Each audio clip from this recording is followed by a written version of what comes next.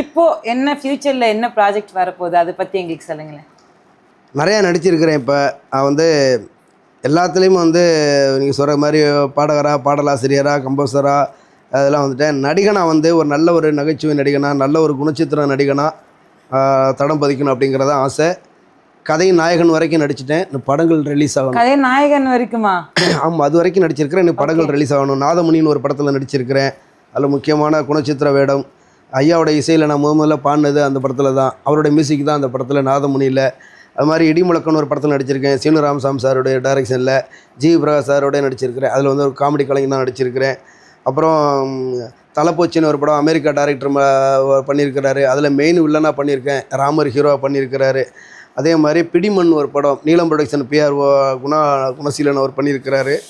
அதில் வந்து கதை நாயகன் ரேஞ்சுக்கு நான் அதை பண்ணியிருக்கிறேன். நான் ஒரு லிங்கேஷு ஒரு காளிமட்டன்லாம் பண்ணியிருக்கிறோம். அது கூட நார்வே அவார்டுக்கு போகுது. இந்த மாதிரி நிறையா நடிகனாக வந்த படங்கள் இருக்குது. இப்போ நேற்று கூட ஒரு படத்துக்காக சைன் பண்ணியிருக்கிறேன். நடிக்க போகிறேன் முக்கியமான ஒரு ரோலில். இது மாதிரி நடிகனாகவும் தடம் பதிக்கணும். நல்ல ஒரு நாட்டுப்புற மண்ணின் கலைஞனாக தடம் பதிக்கணும். இவ்வளோதான், வேறு ஒன்றும் இல்லை. இவ்வளோத்தையும் சொல்லிக்கிட்டு இவ்வளோதான், வேற ஒன்றும் இல்லை அப்படின்னு சொல்லிட்டு சிம்பிளாக முடிச்சிட்டிங்க.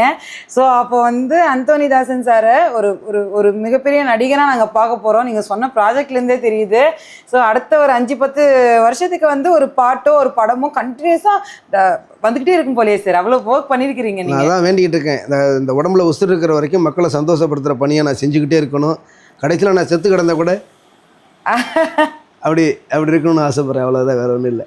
ரொம்ப சந்தோஷமாக இருந்தது சார். இவ்வளோ நேரம் உங்களோட பயங்கரமான பிஸி டைம்லேயும் எங்களுக்காக வாமா நான் பேசுகிறேன், நான் இன்டர்வியூ கொடுக்குறேன் அப்படின்னு சொல்லிட்டு எங்களுக்காக கேலரி விஷனுக்காக இவ்வளோ நேரம் வந்துட்டு இன்டர்வியூ கொடுத்துருந்தீங்க. அண்ட் எனக்கு லைஃப்பில் ரொம்ப மறக்கவே முடியாத தருணம்னா இந்த கொஞ்ச நேரம் உங்கள் கூட ஸ்பெண்ட் பண்ண தருணம் தான் சார். நிறைய விஷயங்கள் நீங்கள் எங்களுக்கு கற்றுக் கொடுத்தீங்க. அண்ட் உங்கள் வாழ்க்கையை கற்றுக்கிறதுக்கான தெரிஞ்சுக்கிறதுக்கான வாய்ப்பு எனக்கு கொடுத்தீங்க. அண்ட் அதுக்கே நான் ரொம்ப கிரேட்ஃபுல்லாக ஃபீல் பண்ணுறேன் சார். இன்னும் உங்கள் பணி தொடரணும். நான் சொன்ன மாதிரி உங்கள் குரல் வந்து சாதா குரல் இல்லை, மண்ணின் குரல். ஸோ அந்த மண்ணின் குரல் எப்போவுமே ஒலிச்சிக்கிட்டே இருக்கணும், எங்கள் காதுகளில் கேட்டுக்கிட்டே இருக்கணும். ரொம்ப ரொம்ப நன்றி சார் உங்கள் டைமை கொடுத்ததுக்கு.